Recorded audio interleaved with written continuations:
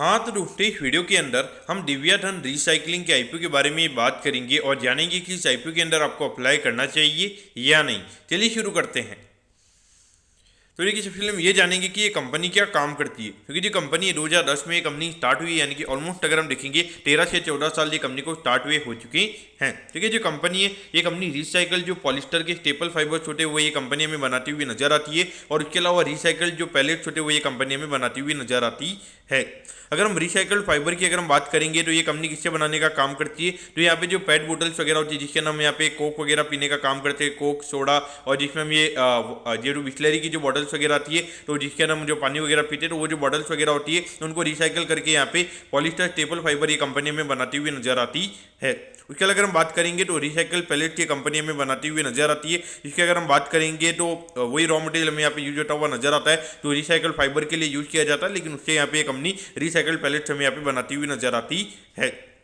अगर हम कंपनी के मैन्युफैक्चरिंग यूनिट की अगर हम बात करेंगे तो कंपनी की जो करंटली जो मैन्युफैक्चरिंग यूनिट है वो हमें कल्याणपुर में नजर आती है, और ये कल्याणपुर यानी कि हिमाचल के नाम यहाँ पे जो कंपनी का मैन्युफैक्चरिंग यूनिट है वो हमें यहाँ पे नजर आता है। जिसकी अगर हम टोटल कैपेसिटी की अगर हम बात करेंगे तो फाइबर की कैपेसिटी हमें यहाँ पे अराउंड 8000 मेट्रिक टन की कैपेसिटी हमें यहाँ पे नजर आती है, और लगभग अगर हम यहाँ पे पैलेट्स की कैपेसिटी की अगर हम बात करेंगे तो अराउंड 4320 मेट्रिक टन की कैपेसिटी हमें यहाँ पे कंपनी की पैलेट की यहाँ पे नजर आती है। ऑल देखा जाए तो कैपेसिटी कंपनी की अच्छी है, लेकिन अगर हम पिछले 2-3 साल से अगर हम देखेंगे तो कोई ज़्यादा बियॉन्ड पॉइंट ये कंपनी के अंदर हमें यहाँ पे ग्रोथ नजर नहीं आई है। तो कहने की ऐसा लगता है यहाँ पे एडिशनल कैपेक्स की कंपनी की रिक्वायरमेंट है, और उसी के रिगार्डिंग यहाँ पे ये आईपीओ में आता हुआ नजर आ रहा है।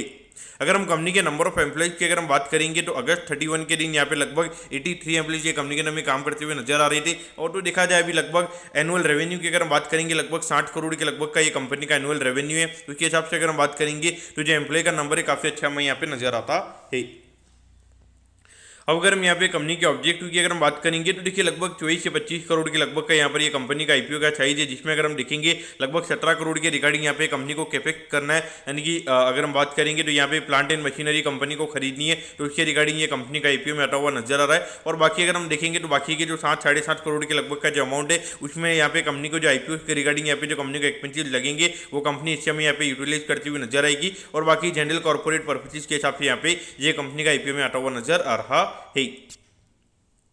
अब अगर हम कंपनी के फाइनेंशियल्स के बारे में अगर हम बात करेंगे तो देखिए लास्ट 3 साल का डेटा हमारे पास में यहाँ पे अवेलेबल है। तो अगर हम रेवेन्यू के पॉइंट ऑफ व्यू से अगर हम बात करेंगे तो कोई ज़्यादा हमें ग्रोथ यहाँ पे देखने को नहीं मिली है। अराउंड 59 करोड़ 81 लाख के लगभग कंपनी का रेवेन्यू 2022 में था, वो रेवेन्यू में यहाँ पे कम होकर 58 करोड़ 15 लाख के लगभग होता हुआ नजर आया था। और उसके बाद अगर हम बात करेंगे तो 59 करोड़ 12 लाख के लगभग का रेवेन्यू का नंबर हमें यहाँ पे नजर आता है। यानी कि ऑलमोस्ट 3 साल के डेटा को देखिए अगर हम देखेंगे तो जो कंपनी के रेवेन्यू के नंबर से ऑलमोस्ट यहाँ पे कहीं ना कहीं कॉन्स्टेंट हमें यहाँ पे नजर आते हैं। तो रेवेन्यू का नंबर दिखा रहा है कि कहीं ना कहीं यहाँ पे कंपनी के अंदर ग्रोथ हमें यहाँ पे नजर नहीं आ रही है। लेकिन अगर हम प्रॉफिटेबिलिटी की बात करेंगे यहाँ पे हार्डली 52 लाख के लगभग ये कंपनी का प्रॉफिट का नंबर था, और अगर हम अभी बात करेंगे तो ये नंबर 2 करोड़ 37 लाख के लगभग का हमें यहाँ पे नजर आता है। देखिए जो कंपनी का नेट प्रॉफिट मार्जिन हार्डली 1% से कम था, जो अगर हम देखेंगे जब अगर ये कंपनी का आईपीओ आ रहा है तो वहां पर अगर हम बात करेंगे लगभग 4% के लगभग ये कंपनी का नेट प्रॉफिट मार्जिन हमें यहाँ पे नजर आता है। तो कहीं ना कहीं देखा जाए अब आप बोलोगे कि यहाँ पे कंपनी के नंबर्स में कोई भी मैनिपुलेशन नहीं है, कंपनी के मार्जिन इंप्रूव हो गए होंगे, लेकिन एक चीज आपको ये भी समझनी चाहिए कि जो कंपनी के एम्प्लॉइज होंगे इनकी सैलरी यहाँ पे आने वाले 2 साल में बढ़ी होगी,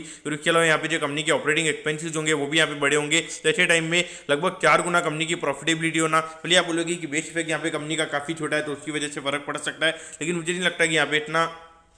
ज़्यादा फर्क पड़ेगा। अगर होता है तो कभी कभी ऑपरेटिंग लेवरेज का अगर कंपनी को फायदा मिलता भी तो वहाँ पे एक अच्छा खासा रेवेन्यू ग्रोथ हमें देखने को मिलता है, तो उसके बाद में एक अच्छा खासा ऑपरेटिंग लेवरेज का फायदा हमें देखने को मिलता है। तो कहने के देखा जाए तो कंपनी के नंबर थोड़े मुझे यहाँ पे सही नजर नहीं आ रही हैं।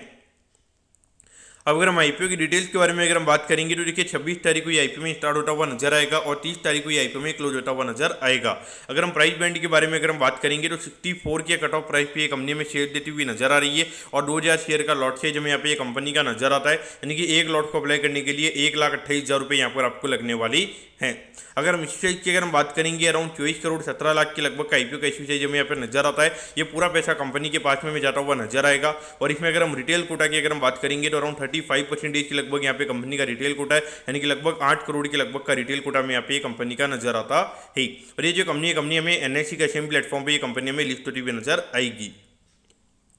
अब अगर हम टाइम टेबल के बारे में अगर हम बात करेंगे तो देखिए 1 तारीख को आपको पता चल जाएगा कि आपको अलॉटमेंट मिला ही, यानी कि अलॉटमेंट नहीं मिलता तो 3 तारीख को रिफंड मिल जाएगा। 3 तारीख को आपके डीमेट अकाउंट में शेयर आ जाएंगे अगर आपको अलॉटमेंट मिलता है, और 4 तारीख को ये कंपनी में लिस्ट होती हुई नजर आएगी।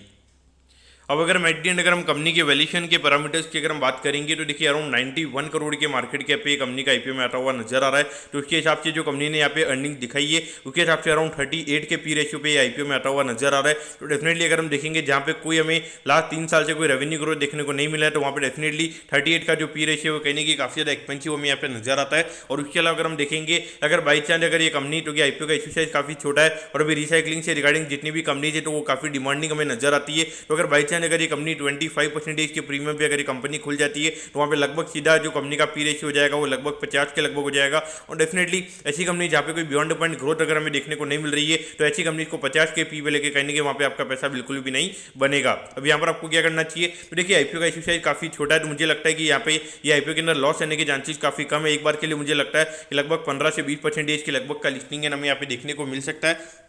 तो अगर आपको लिस्टिंग के लिए अगर ये आईपीओ के अंदर अप्लाई करना है तो अप्लाई किया जा सकता है। बाकी अगर हम लॉन्ग टर्म के हिसाब से अगर हम बात करेंगे तो जहाँ पे ग्रोथ के अवेलेबल नहीं है और वहाँ पे वैल्यूएशन इतने ज़्यादा है तो वहाँ पे लॉन्ग टर्म में पैसा बनाना काफ़ी ज़्यादा मुश्किल रहेगा। तो लॉन्ग टर्म के लिए मेरे हिसाब से आईपीओ को आपको क्लियर कट अवॉइड करना चाहिए। तो दोस्तों मैं कहता हूँ कि दिव्या धन रिसाइकलिंग के आईपीओ के बारे में आपको सब कुछ समझ में आ गया होगा। अगर आपकी कोई भी क्वेरीज है आप कमेंट कीजिए, मैं जरूर आपके कमेंट पर रिप्लाई करूँगा। ओके दोस्तों, thank you, have a nice day.